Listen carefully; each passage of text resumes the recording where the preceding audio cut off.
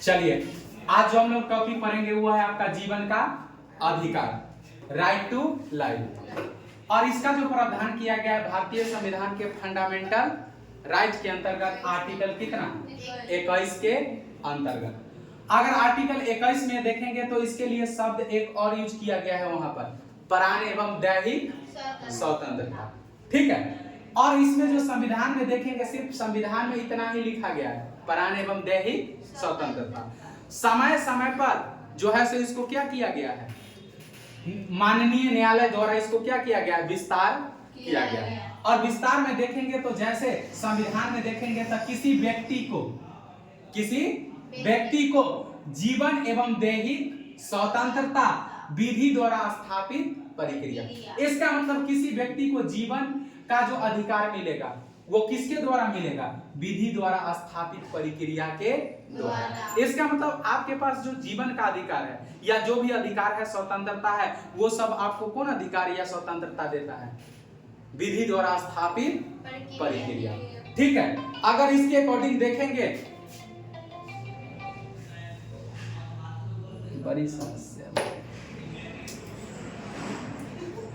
ठीक है, चलिए देखिए अब इसका अगर विस्तार हम लोग देखेंगे तो पहला विस्तार इसका माननीय सुप्रीम कोर्ट द्वारा किया गया था गोपालन बाद में।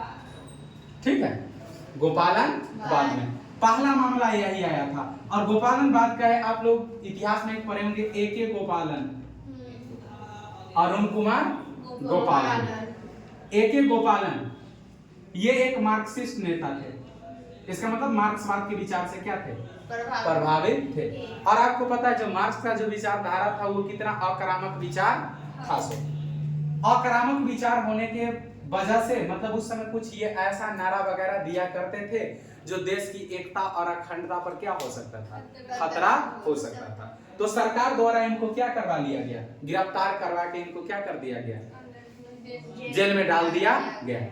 इनका जो था सो ऑटोमेटिक है कि जो ये पहुंचे कहां, सुप्रीम कोर्ट। और माननीय सुप्रीम कोर्ट जो था सो इस इनके मामले पर क्या किया, सुनवाई किया। माना जाता है कि जो ये 5 जज के क्या थे, बेंच था, संवैधानिक बेंच था। और इसमें मुद्दा यही आया कि जो A.K. गोपालन बाद जो थे इनका कहना था कि जो हमारा आर्टिकल 21 का क्या हो रहा है, हनन हो रहा है, हमारा आर्टिकल 21 रहेगा कि नहीं रहेगा। तो आपको पता है जो आर्टिकल संविधान में तो सीधे लिखा हुआ है प्राण एवं दैहिक स्वतंत्रता या जीवन का अधिकार। अब इतना से अब उसमें अधिकार क्या क्या है ये कैसे डिसाइड होगा। तो देखिए माननीय सुप्रीम कोर्ट जो इस केस में आर्टिकल 21 का व्याख्या किया, कितना का, आर्टिकल 21 का, इसका बहुत एक तरह से मान के चल सकते हैं जो रूढ़िवादी व्याख्या था। कौन सी व्याख्या, रूढ़िवादी व्याख्या था। और एकदम संक्षिप्त व्याख्या, कोई मतलब किसी तरह का कुछ उसको कहना और ना कहना दोनों क्या था, बराबर। इनका सीधा कहना था कि जो जैसे उस समय जो व्याख्या हुआ आर्टिकल 21 का ये हुआ, जो किसी प्रकार का अगर आपके किसी शारीरिक अंग के ऊपर क्या किया जाता है, हमला नहीं किया जाता है, शारीरिक अंग के ऊपर किसी प्रकार का हमला नहीं किया जाता है, तो माना जाएगा कि जो आपका आर्टिकल 21 का हनन नहीं हो रहा है। A.K. गोपालन कहे कि जो हमारा आर्टिकल 21 का हनन हो रहा है, तो माननीय न्यायालय ने पूछा जी क्या आप बताइए कि जो आपके जो क्लाइंट है उस क्लाइंट को जो राज्य है उस समय से खाना दे रहा है, तो बोला हाँ दे रहा है, पानी दे रहा है, मतलब जो भी बेसिक चीज जरूरत होता है वो सारे चीज मिल रहा है, तो बोला सारे चीज मिल रहा है, मेडिकल सुविधा मिल रहा है, हर चीज मिल रहा है, सब चीज को एक्सेप्ट किया। फिर इन्होंने कहा क्या हुआ तुम लोग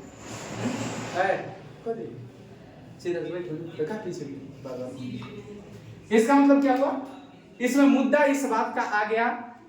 उसके बाद इसमें उन्होंने एक चीज और बोला और कहा कि जो अगर ये सब चीज पर हमलाएं नहीं हो रहा है, क्या पुलिस मार के उसका टांग तोड़ा है, तो बोला नहीं, हाथ तोड़ा है तो नहीं, मतलब राज्य के द्वारा ऐसा कोई शारीरिक ऊपर हमला किया गया है, तो बोला नहीं।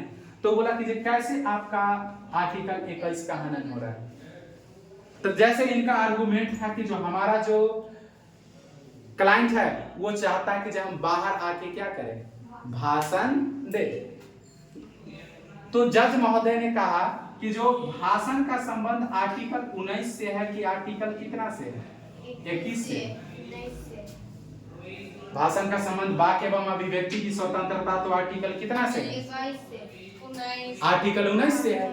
अब आर्टिकल 19 से है तो इन्होंने कहा आप दरअसल बात 21 का कर रहे हैं कि 19 का कर रहे हैं? तो बोल उसका मतलब मानना ये था, ए.के. गोपालन का मानना था, मतलब उनका जो वकील था उनका मानना था जे आर्टिकल 21 और आर्टिकल 19 को हम बिल्कुल अलग करके नहीं देख सकते। आर्टिकल 19 और 21 उनका आर्गुमेंट था जे आर्टिकल 19 और 21 एक ही सिक्का का क्या है? दो पहलू है, हम इसको अलग करके नहीं देख सकते हैं। लेकिन माननीय सुप्रीम कोर्ट उस समय क्या किया? इस चीज को नहीं माना। अब नहीं मानने का कई रीजन होते हैं, क्योंकि ये मामला है 1900 कब का? 51 का। अब 1951 का मामला है तो आपको पता है, और इनका जो बयान था और ये जो बयान देते थे, थोड़ा मतलब इनके बयान से लगता था कि जो भारत की एकता अखंडता पर क्या हो सकता है? खतरा, संप्रभुता पर खतरा उत्पन्न हो सकता है। इस तरह का मतलब ये विचारधारा का क्या थे? प्रमोट कर रहे थे। तो सरकार जो ये कदम उठाया, और आपको पता है जो उस समय संसद भवन में जो बैठे हुए थे उस सब कहां से आए हुए व्यक्ति थे? स्वतंत्रता सेनानी थे। और उन लोग के अंदर जो राष्ट्रभक्ति था वो अभी के जो व्यक्ति है, नेताएं हैं, उनमें देखने को क्या होता है? नहीं मिलता है। अभी के नेता के ऊपर क्या आरोप लगते हैं? भ्रष्टाचार का आरोप लगते हैं, रेप का आरोप लगते हैं, मर्डर का आरोप लगते हैं। लेकिन किसी में हिम्मत था जो नेहरू पर रेप का आरोप लगा दे या मर्डर का आरोप लगा दे? अंबेडकर पर आरोप लगा दे? राजेंद्र प्रसाद पर लगा दे? आपको बात समझने पड़ेंगे। वो लोग बहुत आदर्शवादी व्यक्ति थे, बहुत मतलब समाज की समस्या को समझने वाले क्या थे? व्यक्ति थे। तो मतलब सुप्रीम कोर्ट को यह भी लग रहा था कि जो अभी मतलब कि जो इस चीज पर में हस्तक्षेप करना क्या होगा? अच्छा नहीं होगा। तो मान बोल सकते हैं जो उस समय जो हमारा न्यायपालिका था 1951 में, वो रूढ़िवादी था, जबकि न्यायपालिका क्या था? ये संसद जो था प्रगतिशील था, न्यायपालिका क्या था? रूढ़िवादी था। प्रगतिशील मतलब उनका उद्देश्य था सामाजिक कल्याण, लोक कल्याणकारी राज्य, शांति व्यवस्था कायम करना। ये सब कैसे पॉसिबल होंगे जब उनके ऊपर क्या करेगा? न्यायपालिका का ज्यादा नियंत्रण करने का कोशिश नहीं करेगा। तो आप इसमें जो था सो बस आर्टिकल 21 का थोड़ा सा व्याख्या किया गया, जो नहीं, अगर आपके शरीर के ऊपर किसी प्रकार का हमला नहीं किया जा रहा है तो इसका मतलब है जो आपका आर्टिकल 21 का हनन नहीं हो रहा है। आगे फिर मामला देखेंगे हम लोग, एडीएम जबलपुर का मामला देखेंगे। सबसे बड़ा विस्तार जो इसका हुआ मेनका गांधी केस में। ठीक है, तो आगे हम लोग देखते हैं। आगे लिखिएगा, पॉइंट बना के मिनी पॉइंट, दैहिक स्वतंत्रता। दैहिक स्वतंत्रता, दैहिक स्वतंत्रता, दैहिक स्वतंत्रता। इसमें लिखेंगे स्वतंत्रता जो व्यक्ति के, स्वतंत्रता जो व्यक्ति के, स्वतंत्रता जो व्यक्ति के, व्यक्ति के, स्वतंत्रता जो व्यक्ति के निजी जीवन को प्रभावित करे, व्यक्ति के निजी जीवन को प्रभावित करे, निजी जीवन को प्रभावित करे, निजी जीवन को प्रभावित करे और निजी जीवन से संबंधित हो, निजी जीवन से संबंधित हो, निजी जीवन से संबंधित हो, निजी जीवन से संबंधित हो, वो दैहिक स्वतंत्रता है, वो दैहिक स्वतंत्रता है।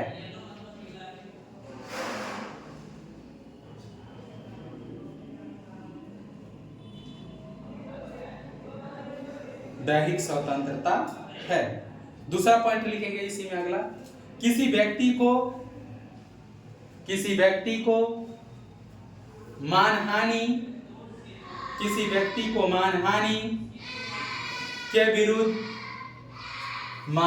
के विरुद्ध किसी व्यक्ति को मानहानि के विरुद्ध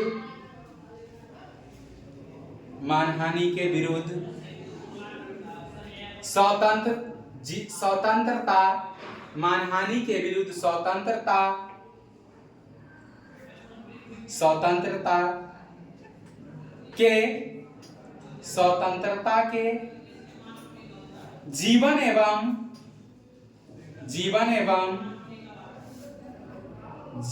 जीवन एवं दैहिक स्वतंत्रता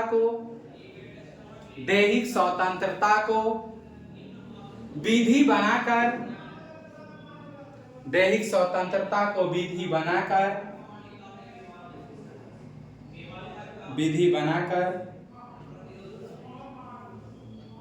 विधि बनाकर समाप्त कर सकती है, बशर्ते संसद द्वारा निर्मित प्रक्रिया।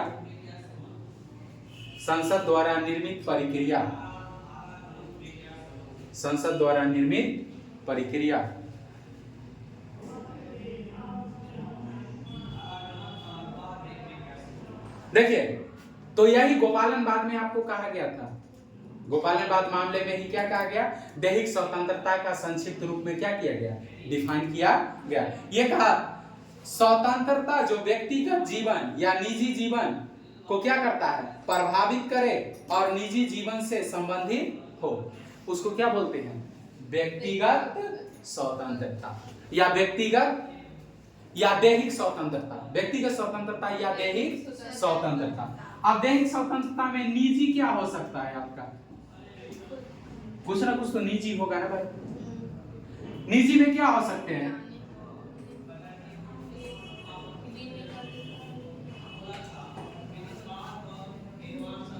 इसका इसमें संक्षिप्त व्याख्या किया गया था, जबकि बाकी केस में क्या किया गया था, बड़े पैमाने पर किया गया था। देखिए, सिंपल तौर पर अगर अगला को ही समझेंगे तो क्या, प्राण एवं दैहिक स्वतंत्रता के अंतर्गत अगर दैहिक स्वतंत्रता का बात हुआ तो दरअसल हम किसके साथ शादी करना चाहते हैं, बात है समझ में, हम किसके साथ अपना बच्चा पैदा करना चाहते हैं, ये सब चीज जो होगा, ये सब आपका क्या हो गया, हमारा दोस्त कौन होगा, बात है समझ में। ये सब क्या होता है, हम व्हाट्सएप पर किससे बात करेंगे, इसमें किसी को कूदने का क्या है, जरूरत नहीं है। ठीक है, तो यहां पर क्या किया गया था, बहुत मतलब आगे देखेंगे तो किस तरह से इसका विस्तार हुआ है। अगला पॉइंट अब हम लोग देखेंगे, लिखिएगा, गोपालनवाद में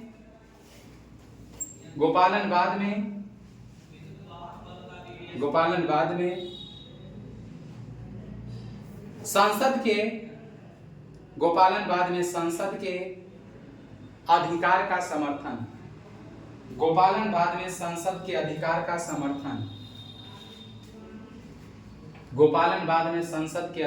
समर्थन हाइफन का चिन्ह देके लिखिएगा। एससी ने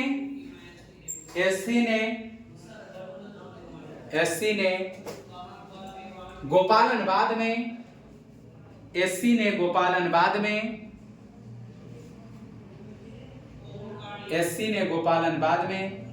जीवन के अधिकारों की संकीर्ण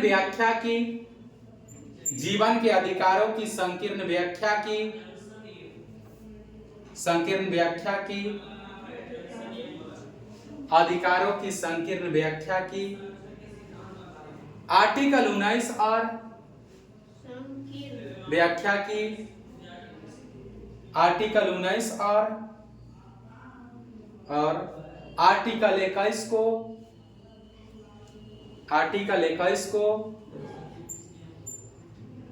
पृथक माना आर्टिकल 21 को पृथक माना, पृथक माना और संसद की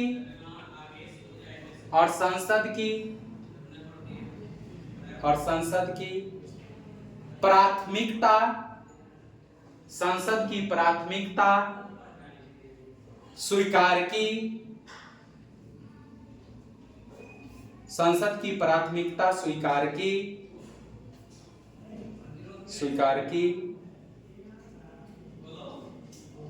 माना कि संसदीय विधि से, माना कि संसदीय विधि से जीवन एवं दैहिक स्वतंत्रता को, संसदीय विधि से जीवन एवं दैहिक स्वतंत्रता को, जीवन एवं दैहिक स्वतंत्रता को समाप्त किया जा सकता है, समाप्त किया जा सकता है।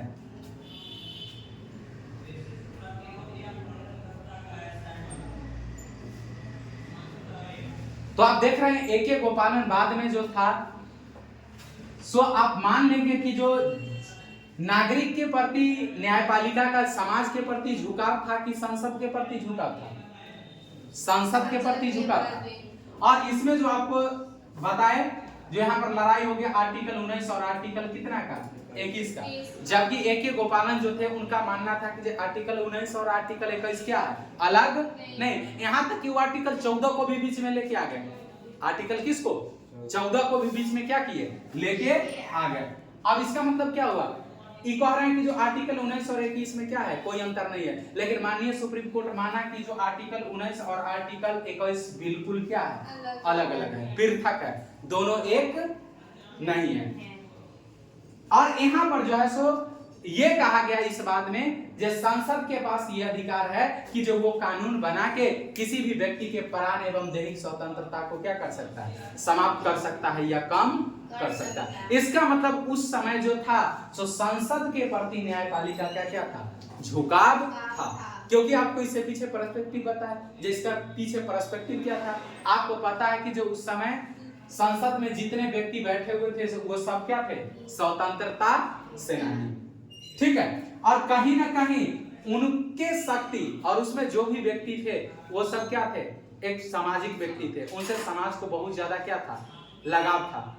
फिर उसके बाद अगर आप देखेंगे तो कहीं ना कहीं वो लोग नैतिकता के बड़े स्तर पर क्या थे, अपने आप को साबित किया था। वो लोग छोटे मोटे प्रलोभन में आने वाले व्यक्ति में से नहीं थे। तो कहीं ना कहीं न्यायपालिका को उस समय लगा कि जो ये मतलब समय सही नहीं है कि जो हम अभी से संसद के कार्य में क्या करें, दखल अंदाजी करना क्या कर दे, शुरू कर दे, ठीक है। और इस केस में कहीं ना कहीं मान लीजिए कि जो संसद के पास ये माना न्यायपालिका, जो संसद के पास वो अधिकार है कि जो वो क्या कर सकता है, विधि बनाकर किसी भी व्यक्ति के प्राणे मतलब दैहिक स्वतंत्रता को कम कर सकता है।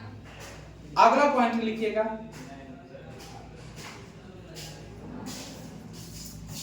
अब पॉइंट बना के लिखिएगा, जीवन एवं दैहिक स्वतंत्रता की, जीवन एवं दैहिक स्वतंत्रता की उदारवादी व्याख्या, उदारवादी व्याख्या। अच्छा इसको लिख लिए, नहीं ना लिखे, रुक जाइए।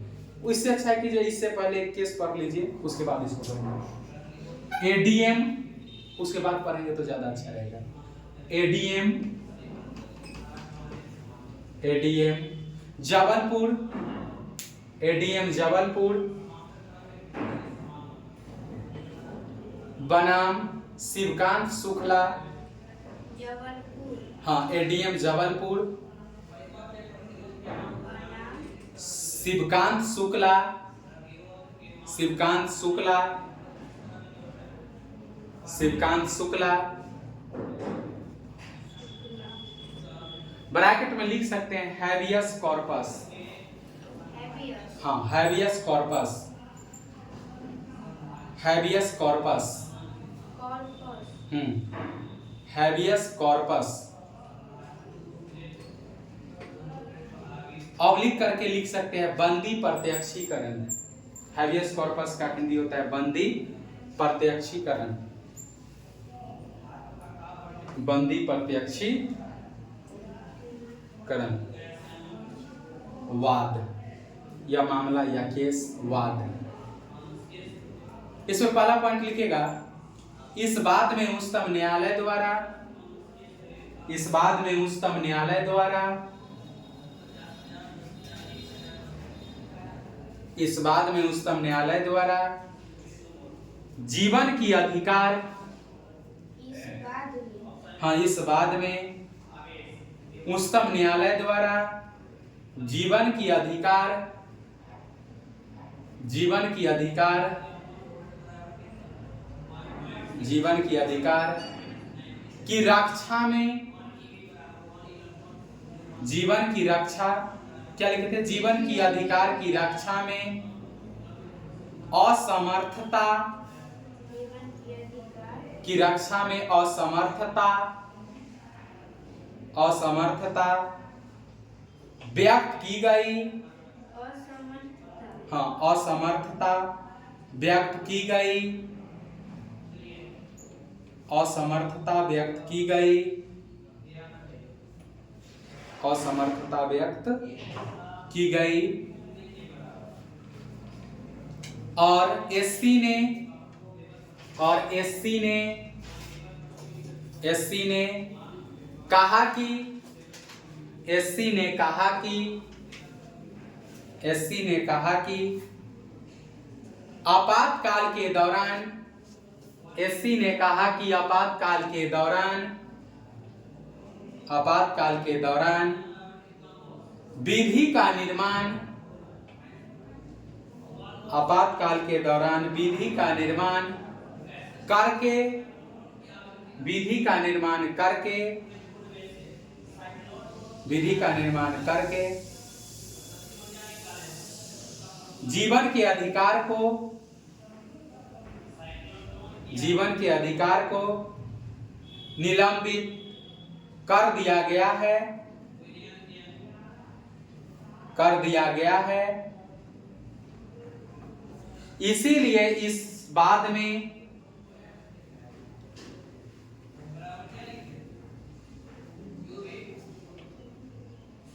हो गया, इसीलिए न्यायपालिका ने इस बाद में, इस बाद में, इसीलिए इस बात को, हाँ ठीक है कोई बात नहीं, न्यायपालिका ने इस बात को काला अध्याय, इस बात को काला अध्याय, काला अध्याय, काला अध्याय कहा,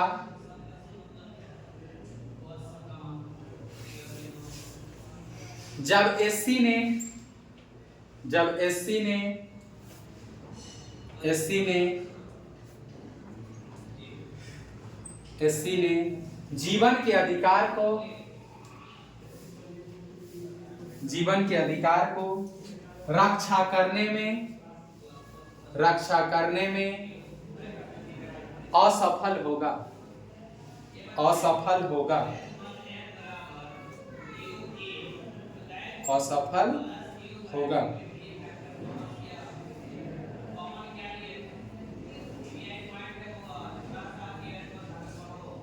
असफल होगा,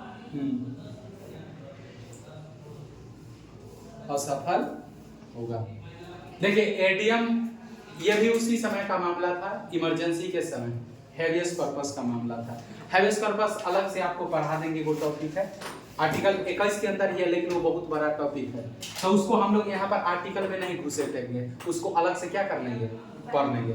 ये था एक नजरबंदी कानून, जिसके द्वारा मतलब वह इमरजेंसी के समय में हैबियस कॉर्पस वैसा कानून था बंदी प्रत्यक्षीकरण में, जिसको काला कानून बोला गया था, और ये कानून इमरजेंसी के समय क्या किया गया, बनाया गया था। वही था, इसमें वही प्रावधान था कि किसी भी व्यक्ति को गिरफ्तार किया जाएगा तो बेगर न्यायालय में पेश किए हुए उसको असीमित समय तक कहां रखा जा सकता है, कारावास में, जेल में रखा जा सकता है। और इसको इसीलिए उस समय इमरजेंसी के समय लागू किया गया था कि जो मंत्र मतलब, और इसका जो नाम था मीसा, MISA। इससे पहले भी आप लोग को मीसा का जिक्र किया गया है। क्या था इसका फुल फॉर्म याद है किसी को? मीसा का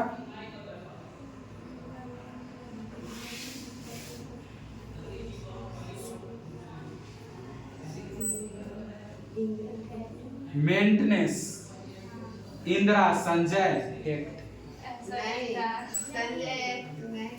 मेंटेनेंस इंटरनल सिक्योरिटी बता ये था मीसा। और मीसा के तहत वह आंतरिक असुरक्षा के कारण इसके तहत जिसका क्या होगा, गिरफ्तारी होगा, उसको किसी भी न्यायालय में पेश नहीं किया जाएगा। और देखेंगे जो इसी के तहत देश के कई हजार नेताओं को अलग अलग जगह पर से क्या कर लिया गया, उठा लिया गया इसी मीसा के तहत। और इसी मीसा के तहत लालू जी भी गिरफ्तार हुए थे और इसी कानून के तहत वो जेल में थे और उसी समय उनका बेटी का क्या हुआ था, जन्म हुआ था और उसका नाम भी ये रख दिया क्या, मीसा भारती, इसी कानून के। और उस समय बहुत सारे नेता ये आपका ये जो थे लालू जी, नीतीश कुमार, ये अभी एक है बिहार का कौन है, ये बुढ़ो कौन है नहीं, ये क्या नाम था इनका, रविशंकर प्रसाद, ये सारे व्यक्ति देश के पूरे जेपी, जितने देश के गद्दावर नेता थे उस सब को उठा के कहां डाल दिया गया, इसी मीसा के तहत डाला गया था। लाल कृष्ण आडवाणी, जितने नेता था, मुरली मनोहर जोशी, जितने मतलब राजनाथ सिंह, ये सब को उठा के कहां डाल दिया गया था, जेल में डाल दिया गया था। और डालने के बाद उसमें यही प्रावधान था कि इसके लिए किसी को न्यायालय के समक्ष ले जाने की जरूरत नहीं है, इस कानून के तहत सीधे उठाओ और क्या कर दो, जेल में डाल दो। और इसके लिए समय सीमा क्या था, तय नहीं था। और उसी समय वो एक बार मतलब हम देख रहे थे इसका इंटरव्यू राजनाथ सिंह का, तो कहा जा रहा है उसी इमरजेंसी में उसको इसी कानून के तहत ले गया था कहाँ, जेल में। और उस समय उसका माँ का मृत्यु हो गया था, माँ का देहांत हो गया था। देहांत के कार्यक्रम में अंतिम क्रिया कार्यक्रम के लिए भी क्या हुआ था, नहीं आने दिया गया था। जैसे होता है ना ऐसा, मतलब क्रियाक्रम बाकी जो होता है उसके लिए मतलब 1-2 दिन के लिए भी क्या किया था, इसको नहीं आने दिया गया था।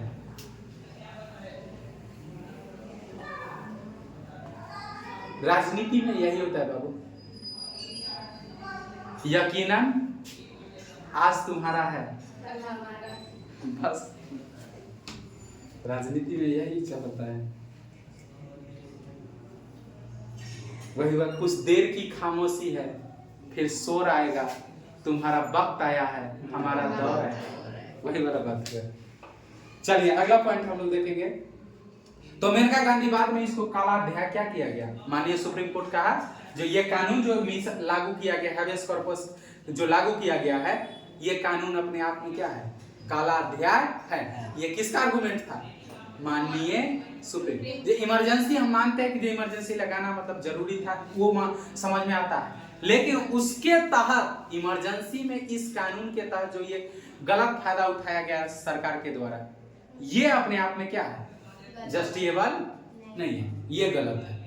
ठीक है, फिर आगे हम लोग आप पढ़ेंगे मेनका गांधी बाद, इसी के बाद आएगा मेनका। इस केस को हम लोग हैबेस कॉर्पस का आप लोग को अगले दिन क्लास में इसको पढ़ा देंगे, ठीक है, पहले इसी को, उसके बाद देखिएगा मेनका गांधी। देखो मेनका गांधी कहीं कहीं, लेकिन ये पंजाब से थे ना, इसीलिए वहां के भाषा में इसको लिखा था है मानेका, मानेका, मानेका गांधी। उच्चारण में थोड़ा बहुत का अंतर क्या है हो जाता है, मानेका गांधी।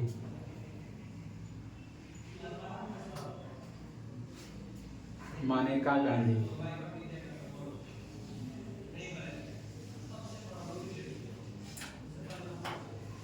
जैसे आपको पता है कि इन पर मामला क्या था, जैसे ही इमरजेंसी खत्म हुआ था, चुनाव हुआ, इंदिरा गांधी सत्ता से क्या कही, बाहर गया।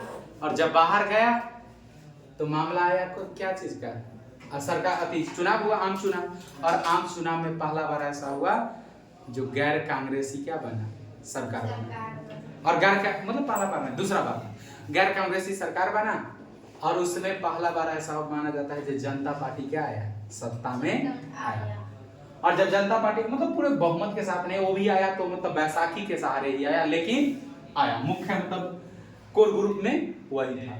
और जब सरकार बनी, गैर कांग्रेसी सरकार बनी, तो ऑटोमेटिक था जो इमरजेंसी का कुछ हिसाब चुन चुन के क्या होंगे, बराबर होंगे। और आपको पता है जो इमरजेंसी के समय में जो कितना मतलब क्रूर रास्ता अपनाया गया। जैसे एक रास्ता एक गाड़ी बस से भरा हुआ गाड़ी जा रहा था दिल्ली से देहरादून उत्तराखंड, और उसको बीच में मुजफ्फरपुर में रोक के, ये मुजफ्फरपुर नहीं, वो दोनों के बीच में मुजफ्फरपुर है, उस रूट में मुजफ्फरपुर में गाड़ी क्या किया गया, रोका गया। और गाड़ी रोकने के बाद क्या हुआ, जो उस गाड़ी में जितने व्यक्ति थे, और उस समय ये संजय गांधी ऐसा करवाए थे, जबकि आपको पता है कि संजय गांधी ना कोई पद पर थे, ना कोई मंत्री थे, ना कुछ भी थे, लेकिन वही था माँ के पावर का क्या, मैजिक पावर का क्या दुरुपयोग। और कहा जाता है उन्होंने क्या किया, उस बस को रोकवाया और डॉक्टर को सीधे बस को हॉस्पिटल में लेके और सबका क्या करवा दिया। बहुत आदमी चिल्ला रहे थे जे नहीं ये तो गलत बात है ना, और बहुत का उसमें शादी नहीं हुआ था, वो चिल्ला रहा था मेरा तभी शादी नहीं हुआ है, तो बोला पहले करवा लो उसके बाद में बात है, समझे, पहले नसबंदी करवा लो उसके बाद में शादी करना। इस तरह का मतलब समस्या, मतलब आप समझ सकते हैं ना जो कितना मतलब किस लेवल पर लॉ एंड ऑर्डर चला गया था। अब ये मतलब एक तरह से ये आर्टिकल 21 से तो संबंध बनता है, प्राण एवं दैहिक स्वतंत्रता। अब उस किसी का निजी अधिकार रहा कि खत्म में हो गया। हम कितना बच्चा पैदा करेंगे, किसके साथ करेंगे, कब करेंगे, नहीं करेंगे, ये राज्य डिसाइड करेगा नहीं, तो ये तो फिर हो गया क्या, तानाशाही वाला बात। ठीक है, तो इस सारे मामले पहुंचे कहां, इस अब अगला सरकार इंतजार में था, और ये मामला दर्ज हुआ किस पर, और ये इसको बहुत बड़ा इशू बनाया गया, और ये मामला दर्ज हुआ संजय गांधी पर। सरकार को डर था कि जो कहीं तब तक ये पार ना हो जाए, पार होने का मतलब समझे, कहीं भारत छोड़ के भाग ना जाए। सबसे पहले जो भारत सरकार जब सरकार चेंज हुआ तो सबसे पहले जो था सो मेनका गांधी, जो संजय गांधी का क्या था, पत्नी, उनका क्या किया गया, पासपोर्ट भारत सरकार क्या कर लिया, जब्त कर लिया। और जब पासपोर्ट जब्त हुआ तो माना जाता है जो उस समय देश के अंतर्गत मेनका गांधी हजारों वकील के पास गए, लेकिन उसका केस लड़ने अदालत में कोई वकील नहीं गया, कोई नहीं गया। फिर मेनका गांधी खुद गए और बोला कि जब बताइए कि जो आर्टिकल 21 रहेगा कि नहीं रहेगा। फिर मामला वही फंसा। आर्टिकल 19 का अधिकार, बोला कि जो हमें विदेश घूरने का अधिकार है कि नहीं, अरे कहीं आने जाने का अधिकार, घूमने का अधिकार, बसने का अधिकार, इसका संबंध किससे है, आर्टिकल 19 से। अरे जीवन का ना अधिकार, घूमने और अरे बाकी प्रेस का अधिकार, बसने का अधिकार, व्यवसाय का अधिकार, इस सारा अधिकार कहाँ है, 19 में। फिर यहाँ पर मामला आ गया कौन सा, 19 और 21 का। इसमें सुप्रीम कोर्ट जो था सो इसका विस्तृत व्याख्या किया, आगे लिखेंगे, उसके बाद आगे पता चलेगा, लिखेगा। मेनका गांधी बाद में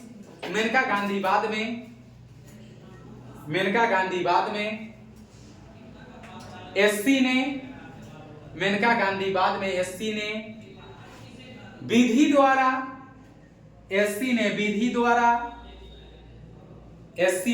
द्वारा स्थापित प्रक्रिया को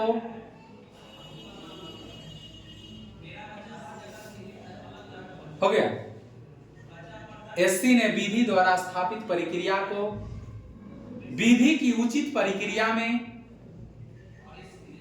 विधि की उचित प्रक्रिया में स्थापित प्रक्रिया को, स्थापित प्रक्रिया को विधि की उचित प्रक्रिया में, उचित प्रक्रिया में परिवर्तित कर दिया, परिवर्तित कर दिया, परिवर्तित कर दिया, क्योंकि पहली बार एससी, पहली बार, क्योंकि पहली बार, क्योंकि पहली बार एससी ने, क्योंकि पहली बार एससी ने, पहली बार एससी ने कहा कि, विधायिका के द्वारा, विधायिका के द्वारा, विधायिका के द्वारा, विधायिका के द्वारा निर्मित प्रक्रिया, विधायिका के द्वारा निर्मित प्रक्रिया, विधायिका के द्वारा निर्मित प्रक्रिया उचित एवं तार्किक होनी चाहिए, निर्मित प्रक्रिया, निर्मित प्रक्रिया उचित एवं तार्किक होनी चाहिए, उचित एवं तार्किक होनी चाहिए,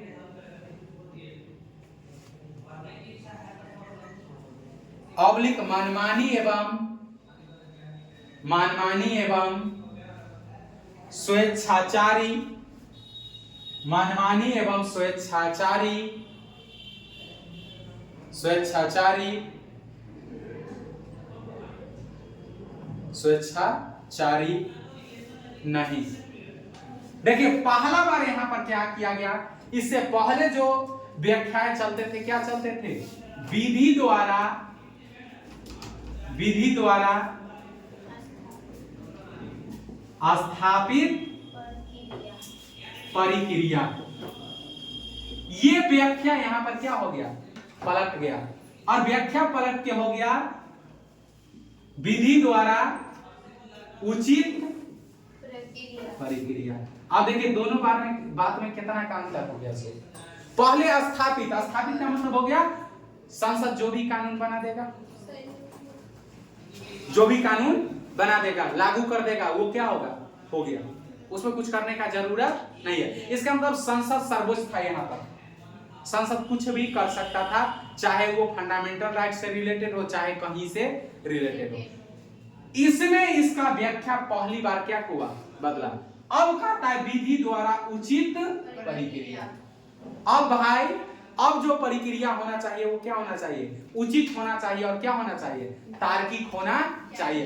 इसका मतलब है कि जब माननीय सुप्रीम कोर्ट जो अपना 1991 में जो मामला दिए थे गोपालनवाद में, उसी मामले को क्या कर रहे हैं, पलट रहे हैं।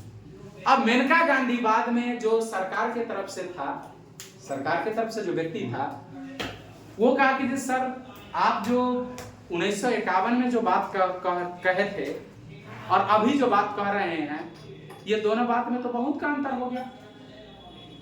बहुत का क्या होगा, अंतर। आप जो उस समय बात कहे और अभी जो बात कहे वो क्या होगा। सुप्रीम कोर्ट का आर्गुमेंट था, जो उस समय जो आदमी संसद भवन में बैठा था भाव था, और अभी जो बैठा हुआ है, दोनों में भी तो अंतर है। भाव उसका वही था, दोनों में भी तो अंतर है। अभी कौन बैठा हुआ है, 60% अभी कौन बैठा हुआ है, भाव था, मतलब भाव, भाव समझिए, जिस 60% कौन बैठा हुआ है, जिसके ऊपर एक नहीं कई मुकदमा चलते हैं।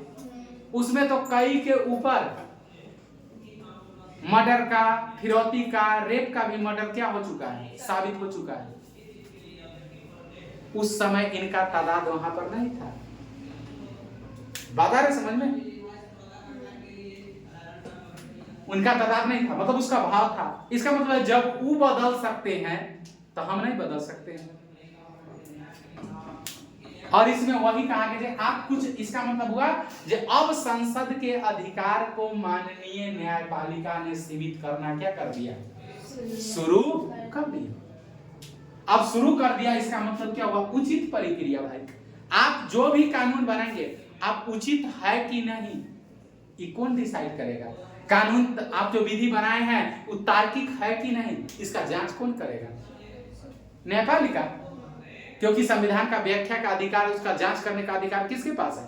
इसका मतलब हुआ जो अब जो संसद कानून बनाएगी वो कानून उचित है कि नहीं, वो सही है कि नहीं, उसको हम क्या करेंगे? चेक करेंगे। अगर हम कहेंगे जो सही है तो सही है, उचित है तो उचित है, तार्किक है तो तार्किक है, अन्यथा नहीं होगा। इसका मतलब यहाँ पर आप कहेंगे क्या? वो अपने ही फैसले को क्या कर रहा है? बदल रहा है। तो आप देखेंगे समय समय के हिसाब से जैसे जैसे देखेंगे ना, तो समय के हिसाब से हमारा सुप्रीम कोर्ट का व्याख्या और जजमेंट भी क्या होते हैं? बदलते हैं। ठीक है। उसके बाद अगला पॉइंट आप लिखिएगा, दूसरा पॉइंट है प्राकृतिक न्याय का सिद्धांत। इसमें पहला बार जो एक सिद्धांत आया, कौन सा न्याय का? प्राकृतिक न्याय का सिद्धांत। मेनका गांधी केस में एक नए सिद्धांत सुप्रीम कोर्ट दिया था, प्राकृतिक न्याय का सिद्धांत। प्राकृतिक न्याय का सिद्धांत।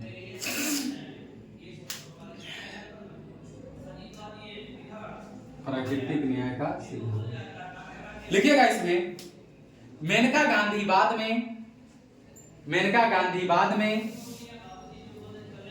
मेनका गांधीवाद में, मेनका गांधीवाद में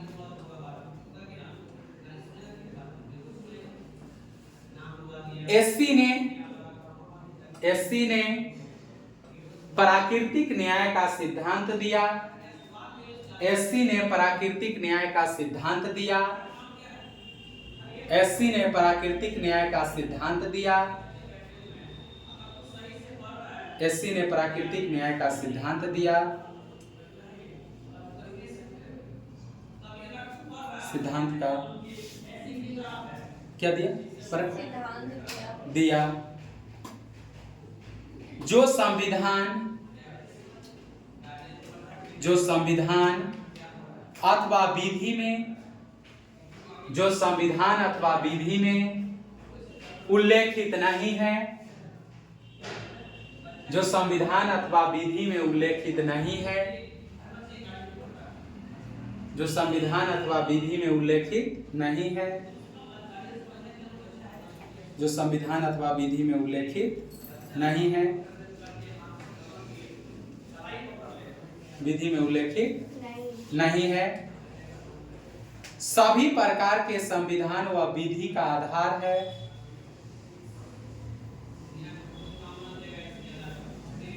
सभी प्रकार के संविधान व विधि का आधार है, जिसका अभिप्राय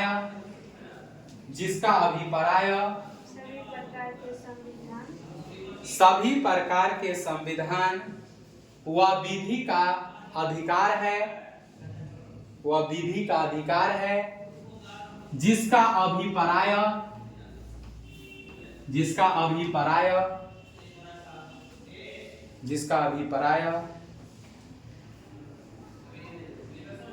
हो गया, निम्नलिखित है।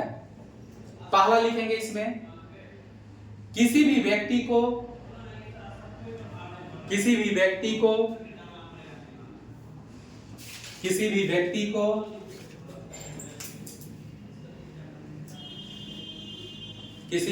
को सुनवाई के बिना, किसी भी व्यक्ति को सुनवाई के बिना, किसी भी व्यक्ति को सुनवाई के बिना, किसी भी व्यक्ति को सुनवाई के बिना उसके पक्ष, सुनवाई के बिना उसके पक्ष, सुनवाई के बिना उसके पक्ष सुने बिना, उसके पक्ष सुने बिना, उसके पक्ष सुने बिना दंडित नहीं किया जा सकता, दंडित नहीं किया जा सकता, दंडित नहीं किया जा सकता। अगला पॉइंट, दंड की मात्रा दंड की मात्रा अपराध से ज्यादा नहीं, दंड की मात्रा अपराध से ज्यादा नहीं, दंड की मात्रा अपराध से ज्यादा नहीं, अपराध से ज्यादा नहीं, दंड की मात्रा अपराध से ज्यादा नहीं। अगला पॉइंट, किसी भी मामले में किसी भी मामले में किसी भी मामले में व्यक्ति स्वयं किसी भी मामले में व्यक्ति स्वयं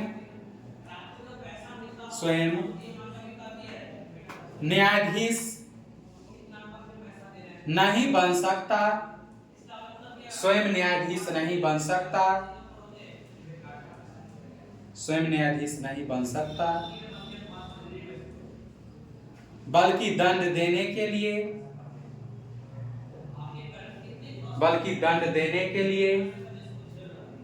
दंड देने के लिए एक संविधिक प्राधिकरण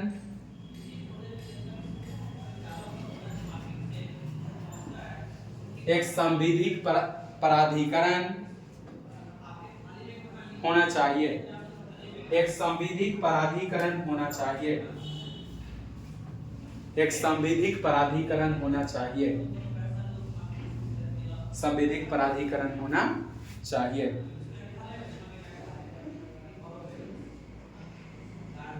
ठीक है, देखिए मेनका गांधी केस में जो था सो पहला बार जो एक सिद्धांत आया प्राकृतिक सिद्धांत, और इस प्राकृतिक न्याय सिद्धांत था, प्राकृतिक न्याय सिद्धांत, और प्राकृतिक न्याय सिद्धांत के अंतर्गत क्या कहा गया, कुछ मतलब नए विचार लाए गए। ठीक है, और ये नए विचार क्या थे? एक नंबर में इन्होंने कहा किसी भी व्यक्ति को सुनवाई के बिना उसे क्या किया जा सकता है, या उसका पक्ष सुने बिना उसको दंडित नहीं किया जा सकता। इसका मतलब हो गया कि आप किसी भी जो मीसा का मिसयूज हुआ कि किस समय, इमरजेंसी के समय, उससे बचाने के लिए, और ऐसा फिर किसी के साथ न हो, इस चीज से बचाने के लिए माननीय सुप्रीम कोर्ट ने मेनका गांधी बाद में कहा जो हम किसी भी व्यक्ति का पक्ष सुने बगैर, किसी भी व्यक्ति का पक्ष सुने बगैर और बगैर उसको कारण बताए हम क्या कर सकते हैं, गिरफ्तार नहीं कर सकते, या उसको सजा नहीं दे सकते हैं। इसका मतलब है कि जो आप सजा दे रहे हैं उसमें नीत है कि जो उसका भी पक्ष आपको क्या करना पड़ेगा, सुनना पड़ेगा। हो सकता है जो उसने जो दंड दिया उस समय जो कृत्य वो किया, हो सकता है जो उस समय उसका क्या रहा होगा, वैसा परिस्थिति रहा होगा। तो सबसे पहले बड़ी बात है जब आप अपना पक्ष रखेंगे तो उसके साथ साथ उसका पक्ष भी क्या करेंगे, सुनेंगे। इसका मतलब वही हुआ जो सरकार वही जो मीसा के तहत किसी को डायरेक्ट उठा के बगैर किसी सुनवाई का, बगैर उसका पक्ष सुने हुए सीधे कहां डाल दिया, जेल में। ये अपने आप में बहुत क्या है, गलत है। ये किसी के साथ होना नहीं चाहिए। फिर कहा दंड उतना ही मिलना चाहिए जितना तक दंड क्या है, उचित है। मतलब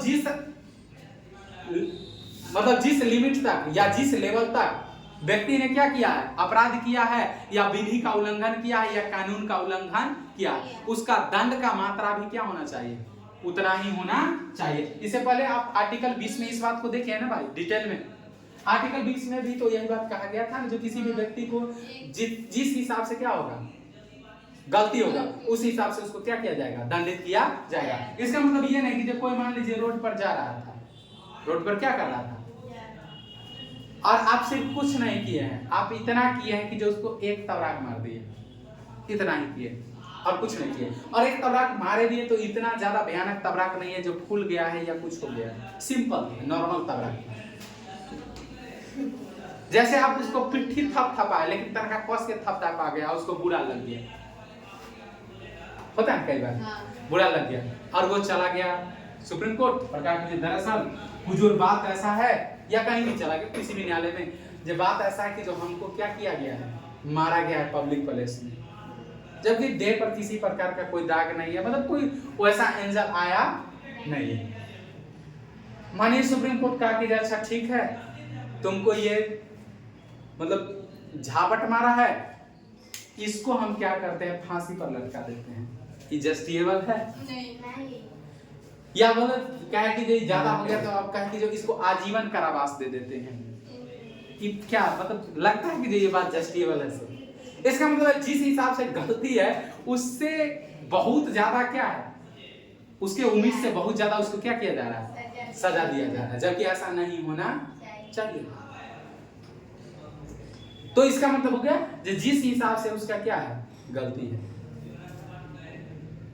कल मैंने देख रहा था निर्भया जो मामला हुआ था 2008 में, कहा दिल्ली में 2008 का मामला था ना, 11 किया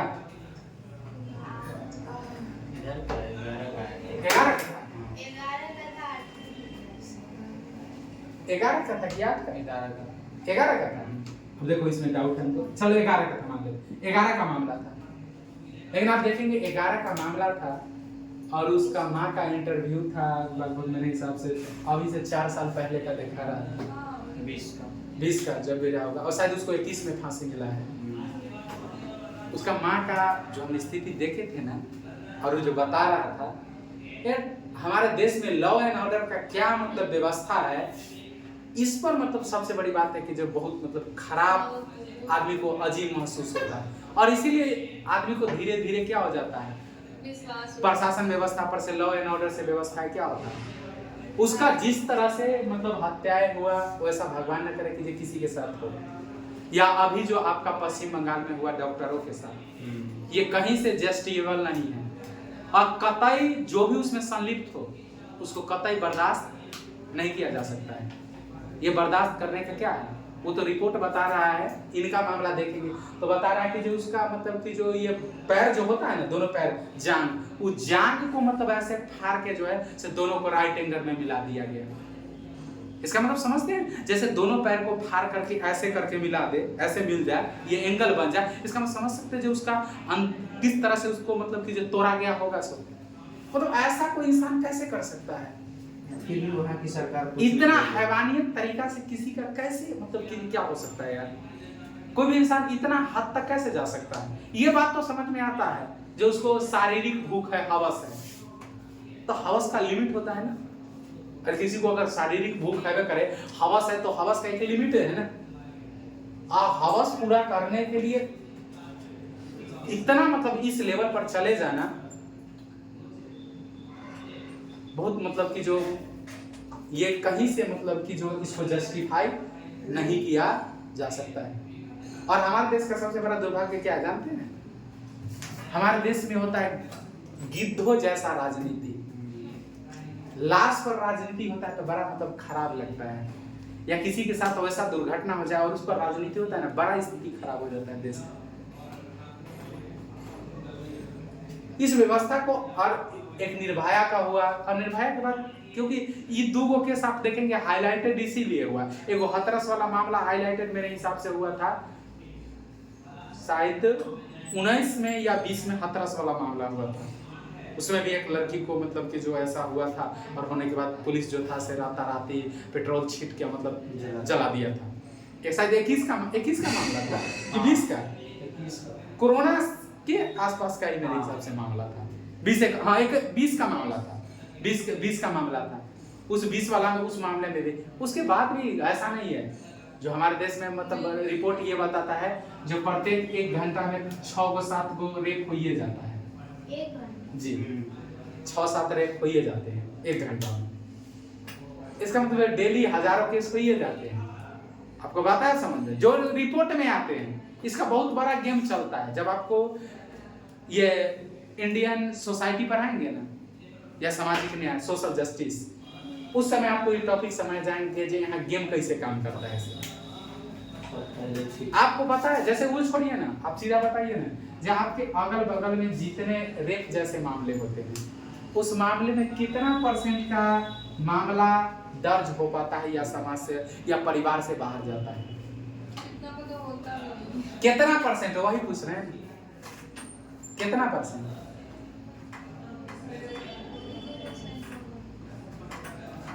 मेरे हिसाब से बहुत मामले जाते होंगे तो 5% जाते होंगे, लेकिन 5% मैंने बहुत मतलब दिल थाम के बोला है, 5%। इसका मतलब है 95% मामला गया ही नहीं। इसको क्या कर दिया गया, दबा दिया। क्यों? प्रतिष्ठा, इज्जत, परिवार की मामला, ये सारे वजह से। और कुछ दिन पहले जो एक रिपोर्ट आया था, उस रिपोर्ट को आप पढ़ेंगे तो आप चौंक ही जाएंगे। वो बता रहा था कि जो हमारे देश में जो जितने बलात्कार होते हैं, उस बलात्कार में से 85% बलात्कार जो होता है अपने सगे संबंधियों द्वारा किया जाता है। 85% बलात्कार सगे संबंधियों। और उसमें उस सगे संबंधियों में उन्होंने किस किस को काउंट किया, किस किस को काउंट किया? भाई, कितना नीच बात बोलते हैं। अगला, पिता, चाचा, मामा, चचेरा भाई, ममेरा भाई, फुफेरा भाई, देवर, ससुर, जीजा, बात आ रहा समझ में? जीजा का भाई, ये सारे सगे संबंधी है। 85% रेप इनके द्वारा किया जाता है। इसमें से मामला क्या % दर्ज होता है जब ये सारा तो परिवार का मैटर हो गया, सगे संबंधी इनके साथ जब रेप होता है, ये करते हैं, तो इसमें से क्या % मामला बाहर जा पाता है? 1% या उससे भी कम। इसका मतलब क्या हुआ? दरअसल आप जो रियलिटी देखते हैं वो हकीकत क्या है? नहीं है। अभी देखेंगे 2-3 को मामला में आप देखेंगे पिछले 10-15 साल में 3 मामला बहुत हाईलाइटेड हुआ, और 30 मामले में मतलब जोर शोर से आंदोलन हुआ, जो भी हुआ। लेकिन बाकी ऐसा नहीं है कि जो हमारे देश में आज भी हजारों की संख्या में क्या होता है, प्रत्येक दिन हमारी समाज की बेटी, बहू, माँ, बहन को क्या किया जाता है, इसका शिकार होना पड़ता है। और आप सीधे समझ जाइए, इसको सिर्फ आप लॉ एंड ऑर्डर के हिसाब से छोड़ देंगे तो इससे कुछ बहुत बड़ा हासिल आप नहीं कर पाएंगे। बाबा साहब भीमराव अम्बेडकर कहते थे, जो संविधान कितना अच्छा हो, अगर उसका पालन करने वाला इंसान अगर अच्छा नहीं है, समाज अच्छा नहीं है, देश अच्छा नहीं है, तो वो कतई अच्छा साबित नहीं हो सकता है। संविधान कितना बुरा हो लेकिन उसका पालन करने वाला समाज अच्छा हो, तो वो समाज अंततः, वो संविधान अंततः क्या साबित होगा? अच्छा साबित होगा। तो हर बार आप कानून के स्तर पर बदलाव नहीं मत सोचिए, आप अपने अंदर क्या कीजिए, बदलाव लाइए। इस बार आप प्रधानमंत्री का स्पीच लाल किला पर से सुने होंगे।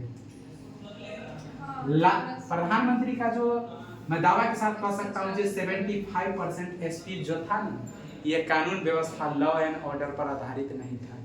क्योंकि ये व्यक्ति एक लंबे समय तक समाज में भी रहा है और लंबे समय तक इसका सरकार का भी अनुभव हुआ, प्रशासन का। भाई अब देखो, आप ऐसे सरकार के तौर पर आप इसको जैसा भी व्यक्ति देखो, ये बात अलग हुआ, लेकिन ये व्यक्ति को एज ए जो समाज को समझने का जो नजरिया है और प्रशासन या सरकार को समझने का जो नजरिया है, उसमें तक खैर भारत में अभी एक भी पीस ऐसा। इन लोगों ने जो 20 साल काम किया किसके लिए? आरएसएस के लिए। इसका पूरी तरह से जुड़ाव है सामाजिक पर्सपेक्टिव से। ये सामाजिक, सांस्कृतिक, कल्चरिक पूरी तरह से ये संस्था है, और इसको जो 20 साल के एकदम जमीनी स्तर का अनुभव, और कम से कम आप बोल सकते हैं 25 साल, क्योंकि 2000 में बन गया था वहां का सीएम, तो 10 साल वहां रहा, 10 साल के बाद फिर दिल्ली पहुंचा, तो 15 साल से यहाँ है, तो 25 साल की व्यक्ति को मोटा मोटी 50 साल का एक्सपीरियंस है इस चीज का। और इस व्यक्ति का, मैंने इससे पीछे जितना भाषण सुनता था, लॉ एंड ऑर्डर, कानून व्यवस्था, ये वो लंदफंद, इस बार व्यक्ति का एक ही मोटो था, और इसको ये बात समझ में इनको आ गया, जो हम सिर्फ सरकार की भरोसे और सिर्फ कानून व्यवस्था की भरोसे हम इस समाज को नहीं छोड़ सकते हैं। इसके लिए समाज में क्या लाना पड़ेगा? जागरूकता लाना पड़ेगा, आपको अपनी नैतिकता समझना पड़ेगा, आपको अपनी जिम्मेदारी समझना पड़ेगा। बात आ रही समझ में? सामाजिक स्तर पर अपने अंदर में क्या लाइए? बदलाव लाइए, अपने अंदर में बदलाव लाइए। और इसका जो सबसे इस बार का स्पीच है वो बात हमको लगा अच्छा। देखो बात अच्छा लगा वो अलग बात है, लेकिन व्यवहार में जो भी हो, देखिए सिद्धांति के तौर पर बात किया, लेकिन बात तो कम से कम किया जो बाकी बचते हैं। ये लाल किला पर से आह्वान किया जो मैं देश के 1 लाख युवा, 1 लाख की 2 लाख बोला था, 2 लाख युवा को आह्वान करता हूं, जो बिल्कुल जिसका ना कोई बैकग्राउंड राजनीति ना हो, जिसका कोई बैकग्राउंड राजनीति में ना हो, वो युवा लोकसभा, विधानसभा, राज्यसभा, पंचायत में, नगरपालिका में, नगर निगम में, वो व्यक्ति क्या करे, सरकार में आए, प्रशासन में आए, तो देश को बिल्कुल एक नया क्या मिलेगा, मोड़ मिलेगा। क्योंकि यहाँ क्या है, सिस्टम जो है सो परिवारवाद और भ्रष्टाचार से पूरी तरह से क्या है, जकड़ गया है। इसको निकालने के लिए जरूरी है कि हर एंगल से पूरी तरीका से नए युवा और एकदम फ्रेश युवा का क्या है, जरूरत है। और वो भी वैसा नहीं कि जो वैसा बैकग्राउंड से आ रहा है, वैसा बैकग्राउंड से आएंगे तो उनका तो वो तो हाइटे हैं और उनके माइंड में पहले से बैठले हैं और वो तो अपने परिवार में जो देखे उससे सीखबे किए हैं। इसके लिए देश में बदलाव करने के लिए जरूरी है कि बिल्कुल 1 से 2 लाख फ्रेश युवा है जिनका कोई बैकग्राउंड राजनीति नहीं। इसका मतलब कहीं ना कहीं तो जागरूकता, बाकी चीज लाने का। इतना बात जब ये बोल रहा था तब बाकी जितना था वो भौचक्का होकर सुन देख रहा था, उसको लग रहा था यार तू तो मेरा बाल बच्चा का लाइफ है क्या कर रहा है, खत्म कर रहा है। अरे ऑटोमेटिक है ना, ऑटोमेटिक। अब जो बैठे हुए सब कौन है, वही तो है। कौन सांसद था, बाप सांसद था, कौन सांसद था, माँ सांसद था, कौन सांसद, तब दादा सांसद था, कौन सांसद था, अब अपने सांसद है, फिर आगे कौन सांसद बनेगा, तो फिर बेटा बनेगा, बेटी बनेगा, पोता बनेगा, पोती बनेगा। वो तो ऑटोमेटिक है, जब भौचक्का होके क्या करेंगे, देखेंगे। अरे देखो व्यवहार में जो हो, लेकिन कम से कम बोला तो यार, कम से कम जन युवा के अंदर तो मतलब ये भावना आया कि चलो कम से कम कोई तो जो है सो क्या करता है, बात करता है। ठीक है, तो इस केस में पहली बार अब हम लोग आ जाते हैं पॉइंट पर। और देखिए सीधा आप जो है ना से ये जो भी समाज में जो नहीं होना चाहिए और जो होता है, इसको सिर्फ आप कानून व्यवस्था के भरोसे, पुलिस की व्यवस्था के भरोसे और राज्य के भरोसा से आप एकमात्र नहीं छोड़ सकते हैं, एकमात्र। उसके लिए आपके अंदर क्या होना चाहिए, नैतिकता होना चाहिए। आप जब भी किसी के बारे में कुछ सोचते हैं, कुछ करने का, तो सीधा सोचिए कि अगर वो कृत्य हमारे साथ हो, हमारे फैमिली वाले के साथ हो, हमारे बहन के साथ हो, हमारे बेटी के साथ हो, तो हमें कैसा लगेगा, हमें कितना अच्छा लगेगा। ऑटोमेटिक है, इससे कहीं ना कहीं आपको कुछ ना कुछ आपके अंदर से नैतिकता क्या होंगे, जगेगा। फिर इससे समाज पर क्या प्रभाव पड़ेंगे। और आप देखेंगे निर्भया के कांड हुआ 2011, फांसी मिला क्या, जो निर्भया उस पीड़ा से लड़ते हुई 11 दिन या 12 दिन के बाद, 13 दिन के बाद बगैर कुछ खाए पी क्या हो गया, मर गया। उस पीड़ा से लड़ते हुए उसके जो अपराधी थे उनको इस कृत्य करने के बाद भी कितना दिन जीने का मौका मिला, 10 से 11 साल। ये हमारे लॉ एंड ऑर्डर का मतलब कि जो अथी नहीं है, मतलब उसका आप धन्यवाद नहीं कीजिए, ये फेलियर को दर्शा रहा है। फिर आप देखेंगे जो 26/11 का हमला हुआ था, उसमें देश के 146 व्यक्ति मरे थे अपने देश का, और 256 इंजर हुए थे। और उस समय जो एगो पकड़ाया था अजमल कसाब, इसको भारत जैसे देश में बिरयानी खिला के 4 साल तक पाला गया, और करोड़ रुपया इनको बचाने के लिए करोड़ों में खर्च किया गया इनको सुरक्षा में, और तब 4 साल के बाद फांसी दिया गया। ये अच्छी सिस्टम का पहचान नहीं है क्या, जिनको ये 3 दिन के अंदर में निहत थे और एकदम क्रूर तरीके से 146 को हमारे देश के नागरिक को भून दिया गया। भाग मना कीजिए अभी वाला उस समय प्रधानमंत्री नहीं था, नहीं तो यूपी के सरकार में नहीं था। बात आ रहा समझे, खास के मान लो कि आगे समय क्या कहता है, बाबा नहीं थे, नहीं तो ये भी पता नहीं चलता कि जे लाहौर वहां पर और इस्लामाबाद उस जगह पर रहता या नहीं रहता। सहयोग मना कि जिस समय मनमोहन सिंह प्रधानमंत्री थे, अगर अभियो वाला रहता ना तो लाहौर और इस्लामाबाद वहां पर क्या होता, नहीं होता। और वो लोग इंसान नहीं है, वो लोग मान के चलो कि वो लोग में और एक जानवर जो है ना सुअर, उसमें कोई अंतर नहीं है।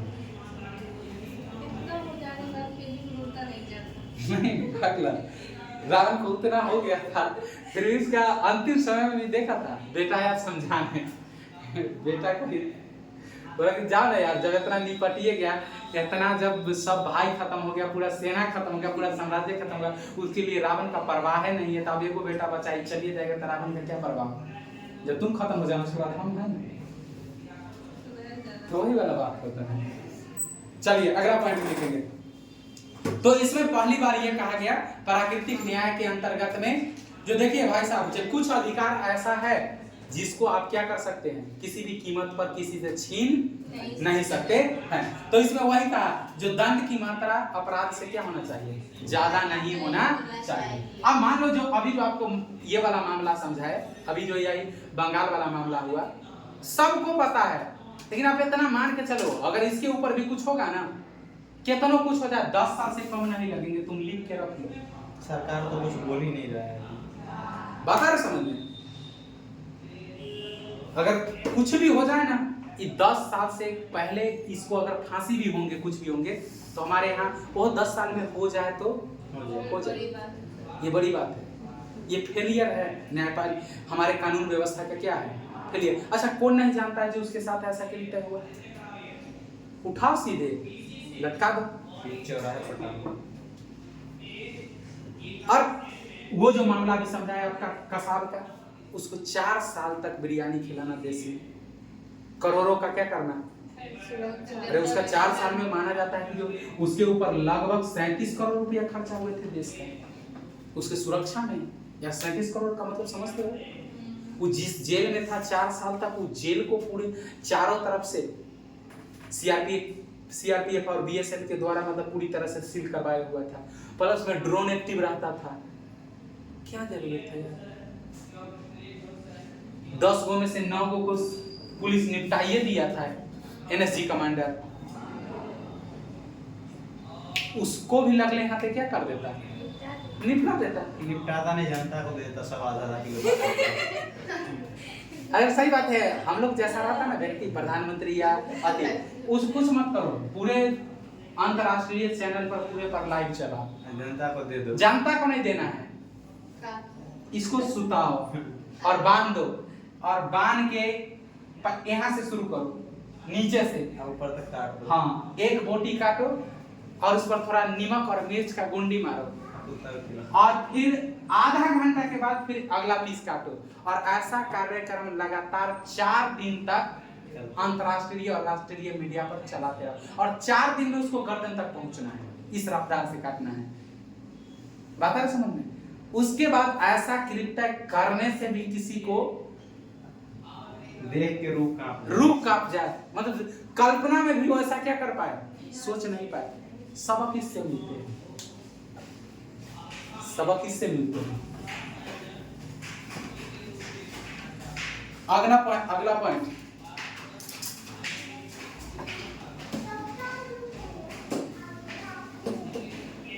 लिखिएगा। अब कोई भी व्यक्ति स्वयं में, लिख लिए थे ना, कोई भी व्यक्ति स्वयं में न्यायाधीश नहीं हो सकता। इसका मतलब वही हुआ, जब कोई व्यक्ति अपने आप में क्या हो सकता है, न्यायाधीश, अपने आप में मतलब खुद अपना जजमेंट नहीं दे सकता है। और ये ऐसा कहा गया, जो कई बार लोग क्या करने लगते हैं, किसी अति करके और सुसाइड वगैरह क्या है करने लगते हैं ना, तो इसमें उसका भी कहा गया, जो आपको जीवन के अधिकार में मरने का अधिकार क्या है, नहीं, आप खुद जज नहीं है। कई बार आप देखिएगा मूवी वगैरह में देखिएगा, ऐसे तो जीवन में नहीं है, देखे होइएगा, अब भगवान करे कि देखे आप, हाँ मतलब ऐसा देखे होइएगा, जो कोई अति जेल में रहता है, उसी जेल में सुसाइड करने का कोशिश करता है। या एक मूवी देखा होगा खलनायक, देखा है, वो जो रहता है उसको जब पकड़ लेता है तो जीव को ही दांत से क्या करता है, काट देता है पूरी तरह से, अपना जीव को अपने ही काट देता है, जो ताकि कुछ भी करके पुलिस हमसे बुलवा ना सके। खुद से जीव काट लेता है। और अजमल कसाब भी तो को जो आप देखेंगे 26/11 मूवी देखेंगे तो उसमें तो ये भी वही कृत्य करता है, मतलब जबरदस्ती दांत पर दांत बैठा के मतलब क्या करता है, ताकि जीभ कर देगा। तो बोलते हैं हम किसके सहायता से? जीभ से। मुंह से ना बोलते हैं। अरे जीभ नहीं होंगे तो आप बोलोगे क्या? हाँ, नहीं बोलते। आप बोलते हैं तो जीभ मूवमेंट करता है ना, हाँ। आप जीभ निकाल के बोल के देखिए। चलिए ठीक है, अब अगला पॉइंट देखिएगा। तो इससे पहले जो आर्टिकल 21 का व्याख्या हुआ वो कौन सा व्याख्या था? रूढ़िवादी व्याख्या था। कौन सा व्याख्या था? रूढ़ि। इस मामले में मेनका गांधी मामले में क्या किया? पहली बार जीवन के अधिकार को क्या किया गया?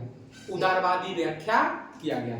तो दूसरा पॉइंट बना के इसमें लिखिएगा, जीवन एवं दैहिक स्वतंत्रता की उदारवादी व्याख्या। जीवन एवं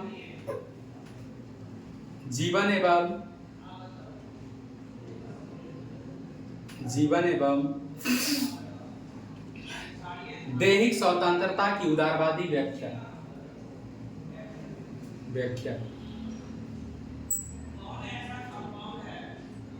हो गया?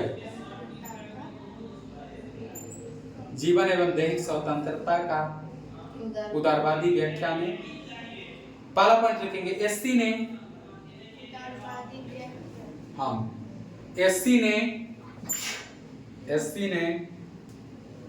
जीवन की अधिकार की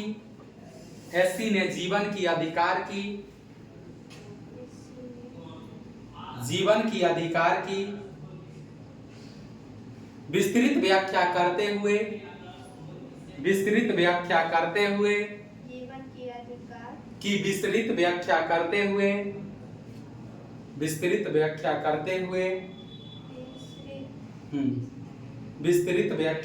हुए कहा कि जीवन के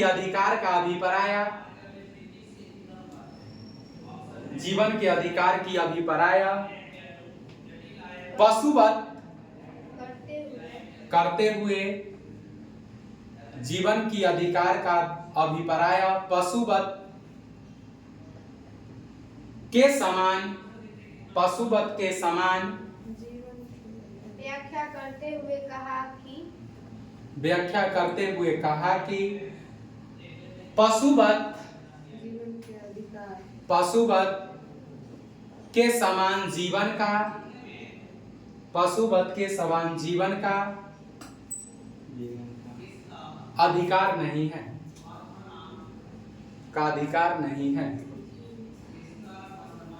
अपितु गरिमा में जीवन का अधिकार है।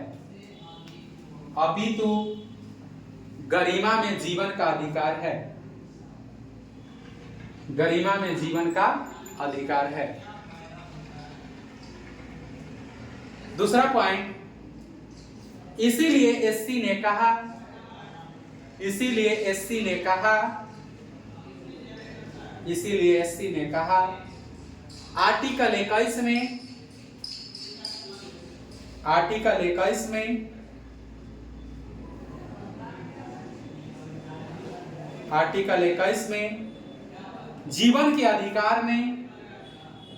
आर्टिकल 21 में जीवन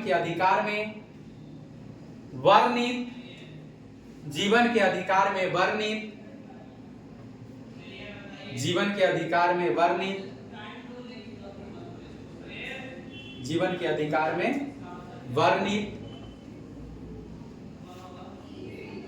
क्या लिखे थे? आर्टिकल 21 में जीवन के अधिकार में वर्णित, आर्टिकल 19 में वर्णित सभी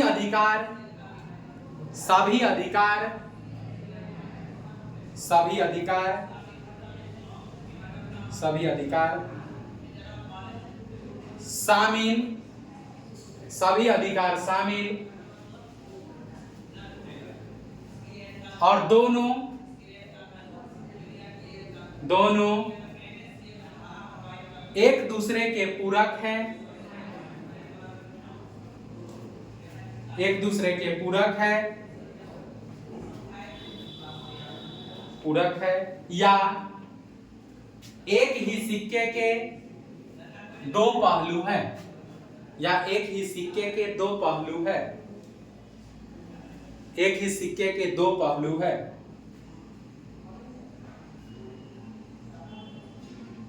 एक ही सिक्के के दो पहलू है। अगला पॉइंट, एससी ने कहा, एससी ने कहा, एससी ने कहा, एससी ने कहा दैहिक स्वतंत्रता में, दैहिक स्वतंत्रता में, दैहिक स्वतंत्रता में, दैहिक स्वतंत्रता में विदेश यात्रा भी, दैहिक स्वतंत्रता में विदेश यात्रा भी शामिल है।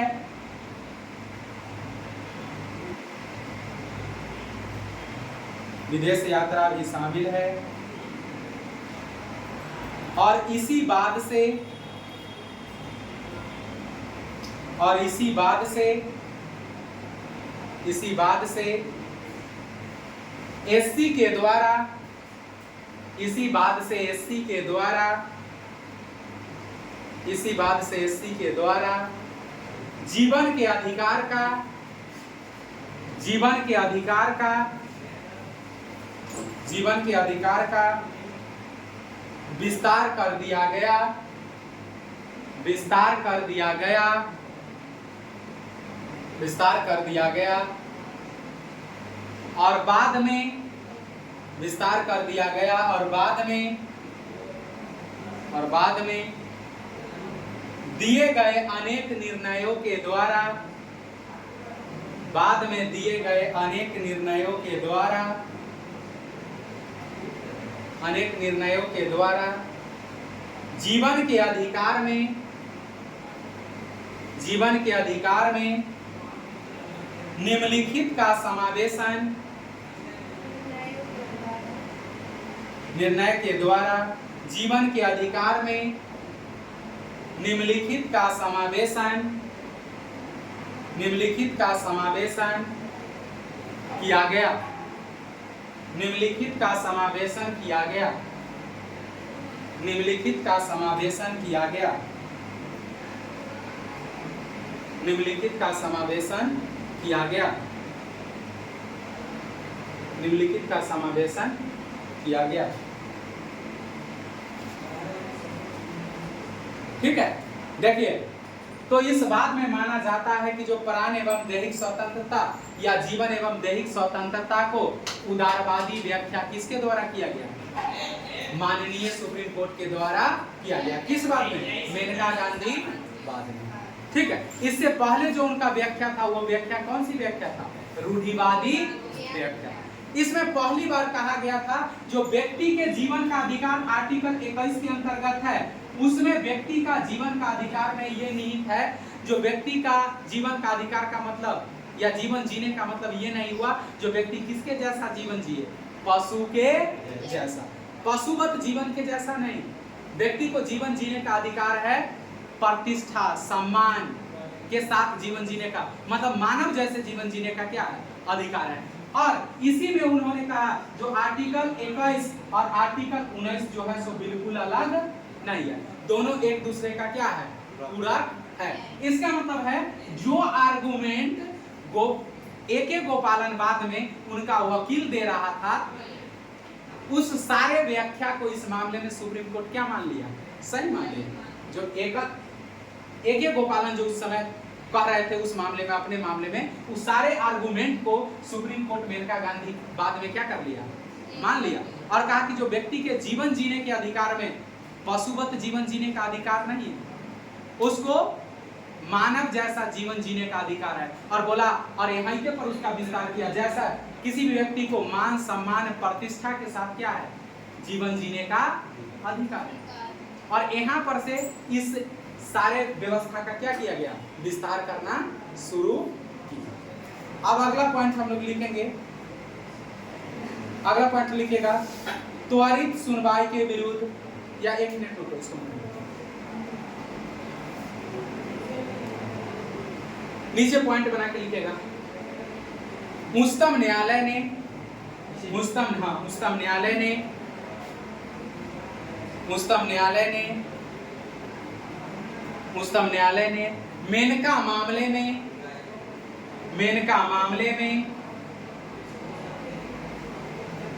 मेनका मामले में अपने फैसले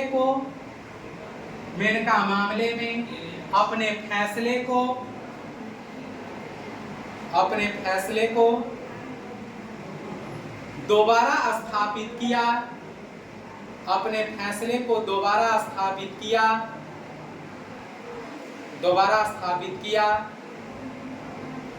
इसने अनुच्छेद 21 के भाग को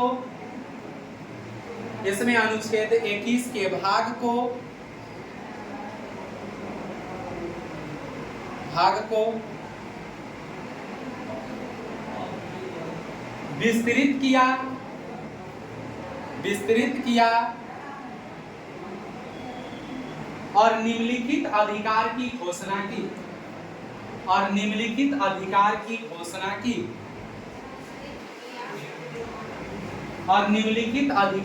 घोषणा की।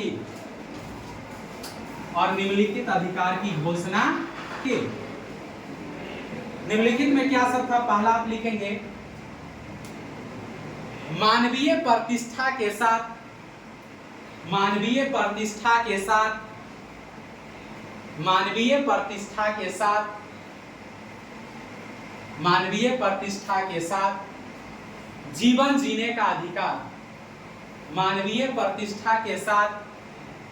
जीने का अधिकार। मानवीय प्रतिष्ठा के साथ जीवन जीने का अधिकार। इसका मतलब आया आपको बात कुछ समझ में? वही आप देख रहे हैं ना, उसका उदारवादी व्याख्या किया गया। जो व्यक्ति को पशुवत जीवन जीना, मानव का ये क्या है? स्वभाव नहीं है। मानव है तो उसका जीवन कैसा जीना चाहिए? मानव के जैसा। तो मानव के जैसा कब? जब आपके मानवीय जीवन में क्या होगा? प्रतिष्ठा होगा, सम्मान होगा। तो मानव को क्या है? प्रतिष्ठा के साथ जीवन जीने का क्या है? अधिकार है। और आप प्रतिष्ठा के साथ जीवन कब जिएंगे? जब आपके पास क्या होगा? रोजगार होगा। जब आपके पास क्या होंगे? शिक्षा होगा। बात है, रोजगार होगा, शिक्षा होगा, तब जाके आप क्या होंगे? आपका स्वास्थ्य ठीक रहेगा, तब आप क्या होंगे? गरिमापूर्ण जीवन जी पाएंगे। ठीक है, अगला पॉइंट लिखेंगे, स्वच्छ पर्यावरण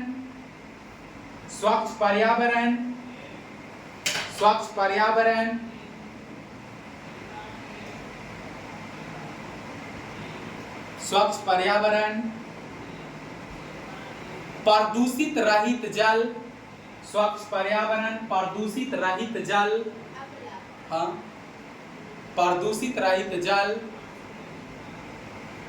एवं वायु में जीने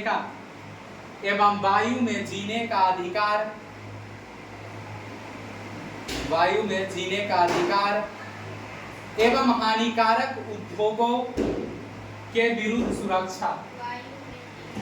जीने का अधिकार एवं हानिकारक उद्योगों के विरुद्ध सुरक्षा।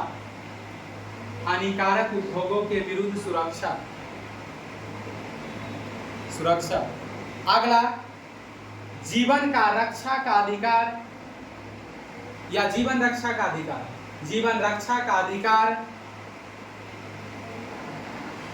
उसके बाद निजता का अधिकार,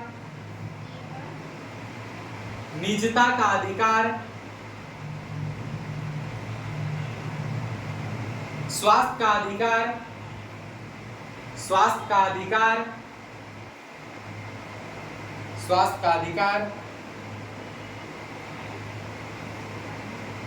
निःशुल्क कानूनी सहायता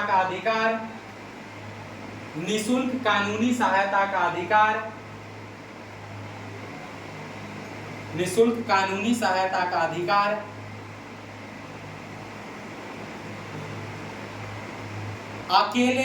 कारावास में बंद होने के विरुद्ध अधिकार, अकेले कारावास में बंद होने के विरुद्ध अधिकार, अकेले कारावास में बंद होने के विरुद्ध अधिकार, विरुद्ध अधिकार, अकेले कारावास में बंद होने के विरुद्ध अधिकार।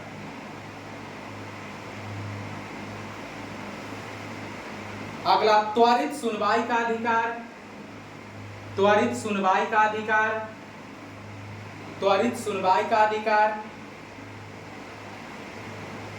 हथकड़ी लगाने के विरुद्ध अधिकार, हथकड़ी लगाने के विरुद्ध अधिकार, हथकड़ी लगाने के विरुद्ध अधिकार।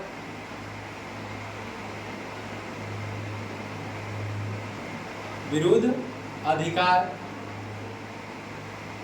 अगला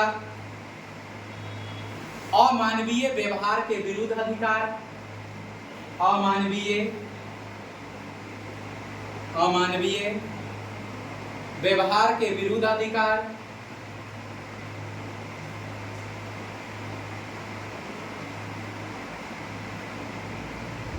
अगला देर से फांसी के विरुद्ध अधिकार, देर से फांसी के विरुद्ध अधिकार, देर से फांसी के विरुद्ध अधिकार, देर से फांसी के विरुद्ध अधिकार।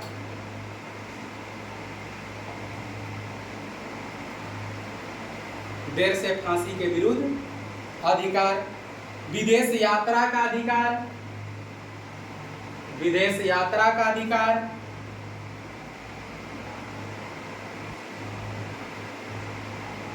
हिरासत में शोषण के विरुद्ध अधिकार, हिरासत में शोषण के विरुद्ध अधिकार।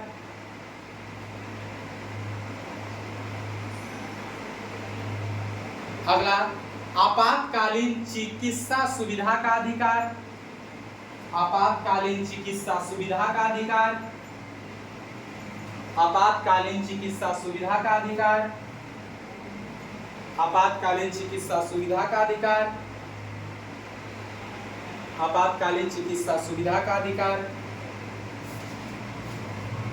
आपातकालीन चिकित्सा सुविधा का अधिकार। अगला सरकारी अस्पतालों में समय पर उचित इलाज का अधिकार, सरकारी अस्पतालों में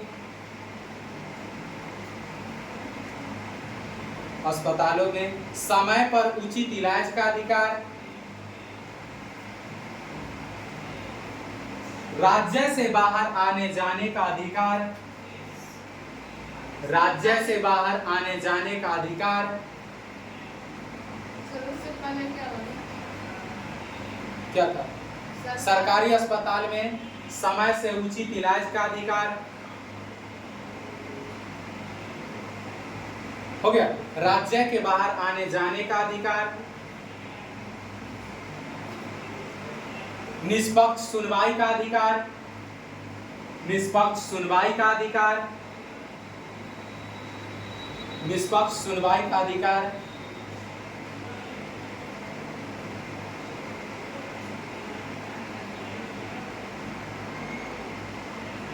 अगला कैदी के लिए जीवन की आवश्यकताओं का अधिकार, कैदी के लिए जीवन की आवश्यकताओं का अधिकार।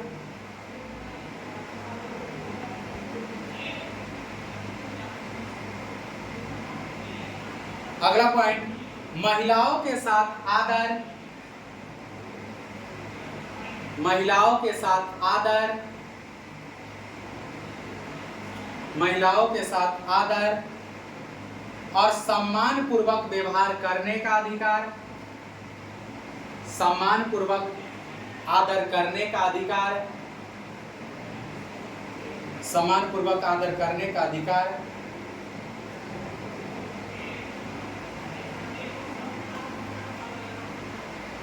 अगला सार्वजनिक फांसी के विरुद्ध अधिकार, सार्वजनिक फांसी के विरुद्ध अधिकार, सार्वजनिक फांसी के विरुद्ध अधिकार।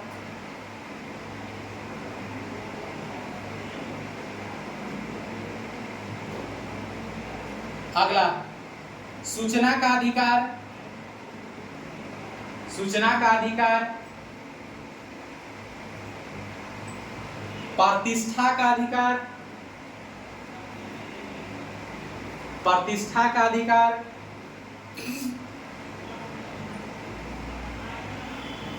14 वर्ष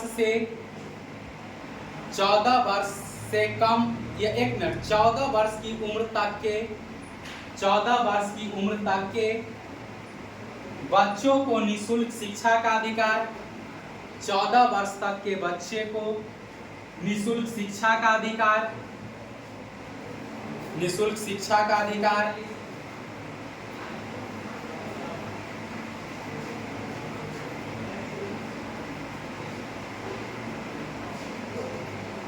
शोर प्रदूषण से मुक्ति का अधिकार, शोर प्रदूषण से विकास, क्या लिखे, शोर प्रदूषण से मुक्ति का अधिकार। अगला अवसर का अधिकार, अवसर का अधिकार, अवसर का अधिकार। अगला अपना जीवन साथी खोजने का अधिकार, युवा के लिए तो सबसे ज्यादा काम का ही बात। अगला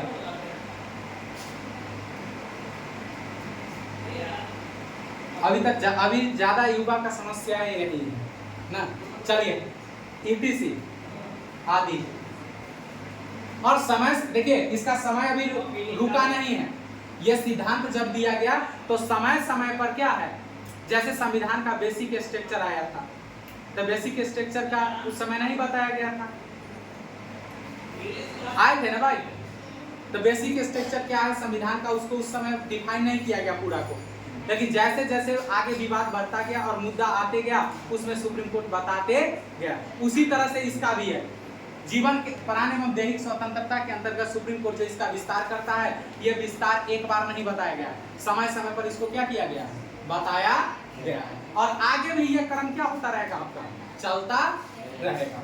और ये सुप्रीम कोर्ट, पहला आर्गुमेंट तो हो गया, तो पहला आपका कहता है मानवीय प्रतिष्ठा के साथ जीवन जीने का अधिकार। अगर आप मानव है तो आप अगर प्रतिष्ठा के साथ जीवन नहीं जिएंगे तो आप में और पशु में ज्यादा का कोई अंतर नहीं है। और प्रतिष्ठा पूर्ण जीवन जीने के लिए क्या सब आवश्यक है, जैसे आप समाज में ही देखते होइएगा कि प्रतिष्ठा किनको मिलता है, जिनके पास क्या है, रोजगार है, जो क्या है, शिक्षित है,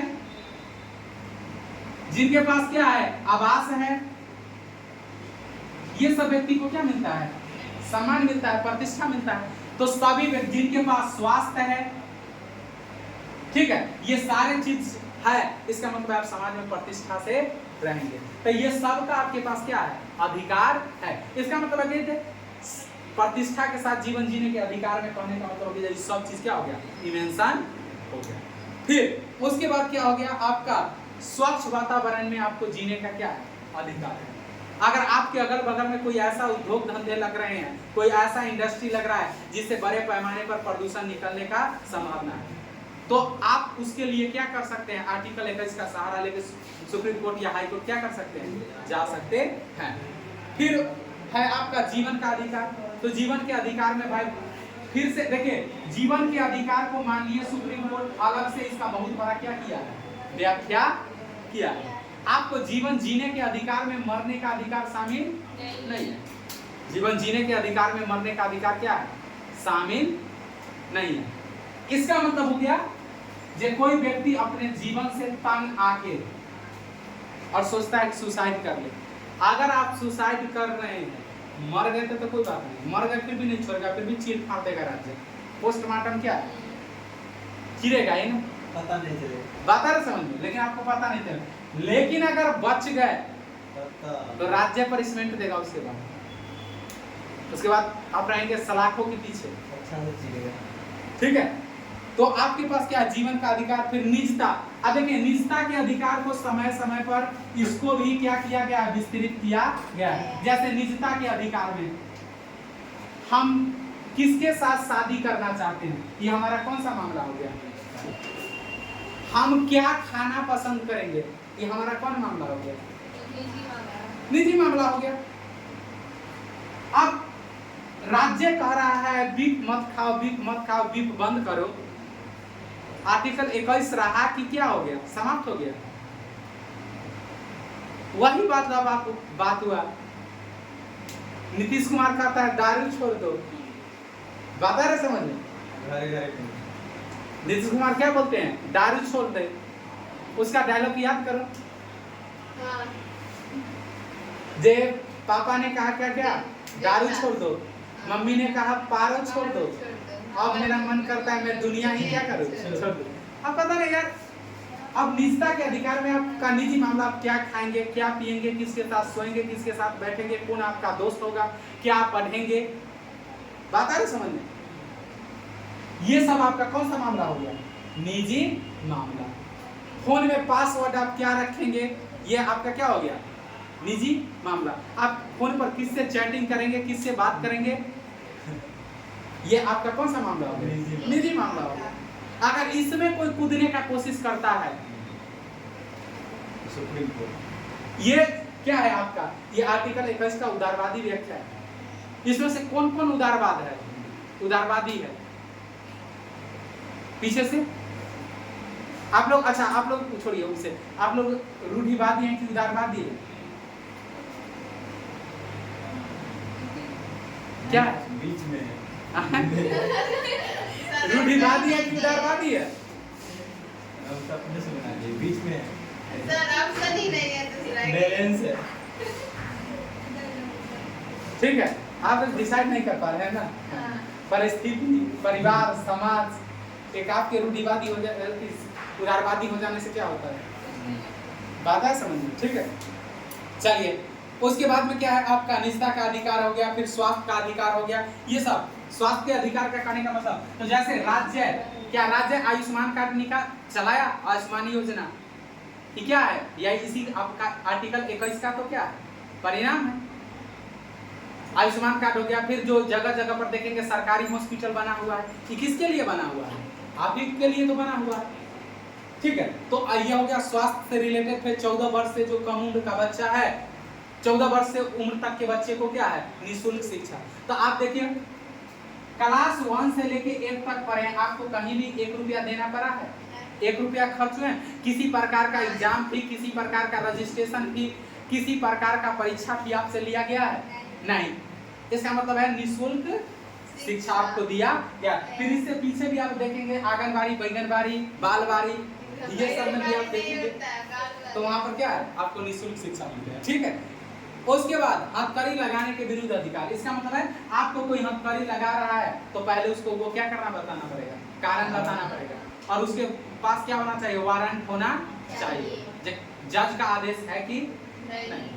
कुछ मामले में मतलब जज का आदेश या मजिस्ट्रेट का आदेश लेना नहीं। जैसे कहीं पर कोई रेप का मामला हो गया,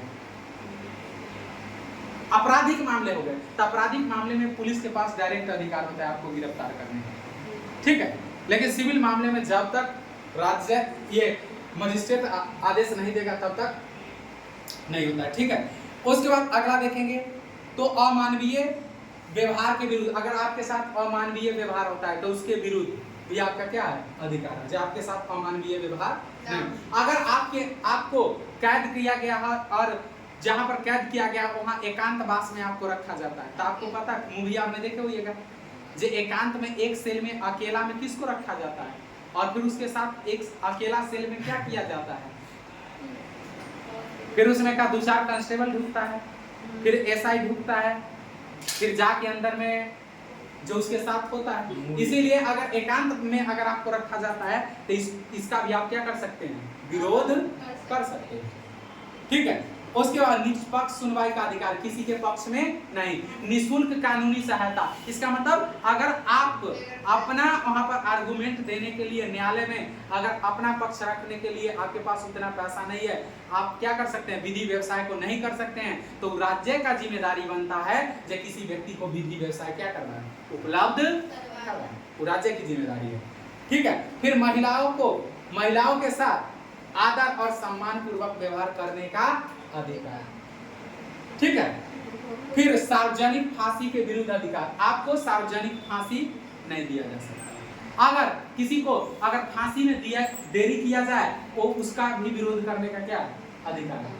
अब जैसे को मान लो जो कोई व्यक्ति ऐसा था जो गलती कही दिया और बाद में उसको बड़ा पछतावा हो रहा है और उसको पता जितना दिन जिंदा रहेंगे व्यक्ति का ताना क्या करते रहेंगे, सुनना पड़ेगा। तो उस कंडीशन में आपको क्या करना पड़ेगा। जैसे एक मूवी था, एक कौन सा मूवी था, एक मूवी रहा होगा राजपाल यादव का मूवी था हंगामा, देखा?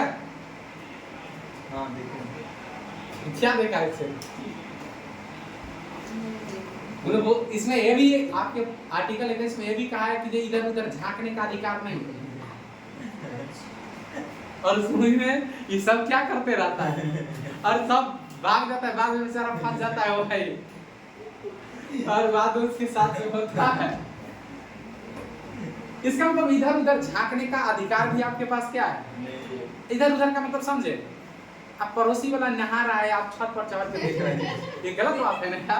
वो किसी का निजी है, व्यक्तिगत है। आप क्या कर रहे हैं कि जो कोई पति पत्नी घर में बैठा हुआ है और आप खिड़की में छड़प छड़प के या उछेद उसमें ऐसे करके देख रहे हैं, गलत बात है यार। किसी का निजी जीवन पर हमला करना ये क्या है, नहीं गलत बात है। या कि क्या किया हुआ है कि जैसे आप किसी के साथ सोए, वो किसी से चैटिंग करके बात कर रहा है, आप सोने का नाटक करते हैं, बीच बीच में आंखें ना करके देख भी लेते हैं और फिर आंख बंद कर लेते हैं, अगला निश्चिंत है कि क्या किया हुआ है, सोए हुआ है। आप क्या कर रहे हैं, आराम से देख लेते हैं किससे बात कर रहा है, क्या चलती गलत बात है, झांकना मना है। ठीक है, ये सब अधिकार है। ऐसा किसी के साथ होगा तो गलत बात है। अगर आपके साथ ऐसा कोई चीट करे तो आप इसके लिए क्या कर सकते हैं, सुप्रीम कोर्ट जा सकते हैं हमारे साथ चीट हो। ठीक है। उसके बाद हाँ पहाड़ी फिर सूचना का अधिकार है आपके पास, प्रतिष्ठा का अधिकार है। ये सारे अधिकार के साथ साथ अगर आप देखेंगे तो आपके पास शोर से मतलब अगर आपके आस पड़ोस में शोर होता है तो इसका भी विरोध करने का आपके पास क्या है, अधिकार। ठीक है। शोर के विरुद्ध मतलब वो ये वाला एग्जांपल आपको समझाए थे।